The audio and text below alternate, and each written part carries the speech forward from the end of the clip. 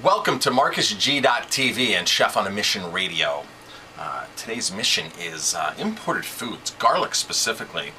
Recently, I've had a really hard time finding high quality garlic.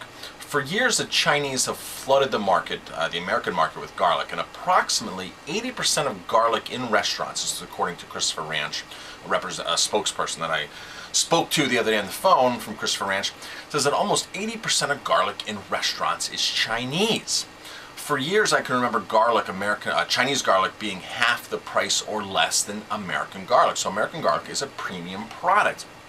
Over the last 2 years, Chinese garlic has slowly crept up to within maybe 20% of the price of American garlic. So Christopher Ranch or American garlic is still a premium product, and most restaurants are not willing to pay for it. They're using what I feel is inferior Chinese product. What is the reason for that, Marcus? Why do you think restaurants aren't using that product? It comes down to price. And when I spoke to Christopher Ranch, their big thing is to try to convince restaurants that, you know, it's just a fraction of a penny. It's a penny a dish, 2 pennies a dish. It's a small amount of garlic you're actually using. You're not like putting on a pound of garlic for something, so it's not like you're spending all this money. It's merely coming down to small increments. But when a chef sees, oh, I can buy something for 20 bucks or I can buy something for 10 bucks or 12 bucks, there's a difference in their mind, okay? Whether they're buying four packages of this garlic or 1 package or 2 cases of it, that resonates in their mind. Like, I can save 5 bucks, I can save 3 bucks, I can save 2 bucks. And garlic's garlic to most chefs. Well, so Jamie, we found a great article online here. We sure did. 5 imported foods from China you should avoid. You want to go ahead and start reading that article? This is a great article. Absolutely. The Epoch Times. Chinese food scandals have made media headlines for years now. From deadly melamine in milk products to harmful honey, China has long allowed toxic food products and other dangerous exports to leave its borders.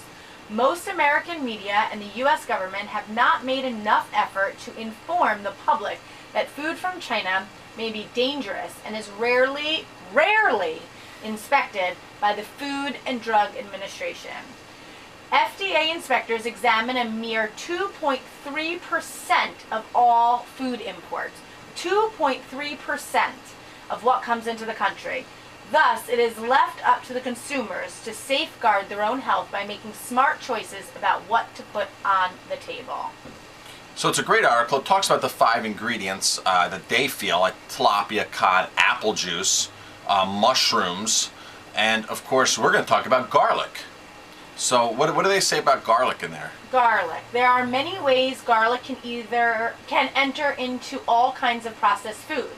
Right, so we can use garlic in all sorts of garlic's foods. in a lot of different processed foods, whether it's powdered garlic, dried garlic, whether there's fresh garlic in a dish, whether it's tomato sauce, whether it's a Jamaican jerk sauce, whatever it is, garlic is loaded in a lot of different types of food, even potato chips and all kinds of things. About 250 million pounds per year is from China. You might see label organic product, but in reality, there's no third party to check and certify organic products in China. Very true. To turn a profit, anyone can label a product as organic. Which is just like the fish industry. There's nobody out there regulating the seafood industry, aquaculture industry of labeling organic. They take it upon themselves to form their own regulations, their own standards, and their own certification and call themselves organic when there's no really true, body out there, legitimate, non-biased party out there. They're inspecting their products and their methods. So it's really, when you see certain products like organic chocolate from Africa, you really have to question that. There's really no organic certification there, and same thing from China. They aren't the same certifications that we're used to, or that you would pay money for. They would be reasonable or legit. So Marcus, why is garlic a crop to be worried about? Well, the issue with garlic is garlic grows in the ground. It absorbs the nutrients or the pollution that's in the soil. It absorbs, just like a potato absorbs. And so wherever you're growing this, it's going to absorb what it's exposed to. And the more you expose it, the more it's going to absorb. It's unlike a crop that like a leaf vegetable that's just getting exposed maybe to wind drift of pollution or pesticides or something. We all know that's going to absorb it. However, when the garlic's in the ground, that's how, like, for example, Jamie, ginseng. Ginseng is a very nutrient-dense root. Tons of nutrients because it absorbs all the nutrients that are in the soil. Same thing with garlic. It's absorbing all of that that's in there. Is China polluted? You have a vast country with lots of landscapes and a lot of rural parts of China. So how bad can it be? How bad can it be, Jamie? Well, understanding the pollution problems in China, according to the South China Morning Post, as much as 70% of Chinese rivers and lakes are polluted from industrial facilities like chemical and textile plants.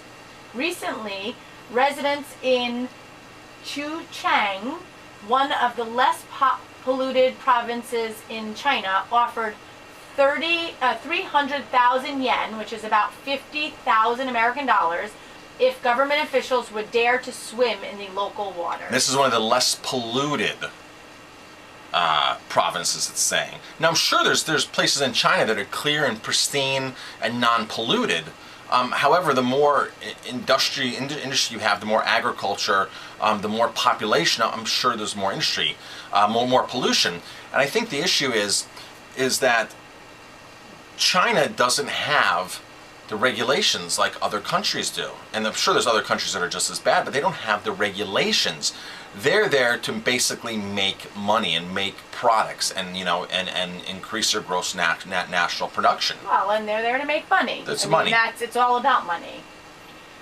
So the U.S. Embassy in Beijing releases air pollution reports every hour. Beijing's a big city. Americans living in Beijing depend on that information to decide whether they'll go out or not at that time. Wow.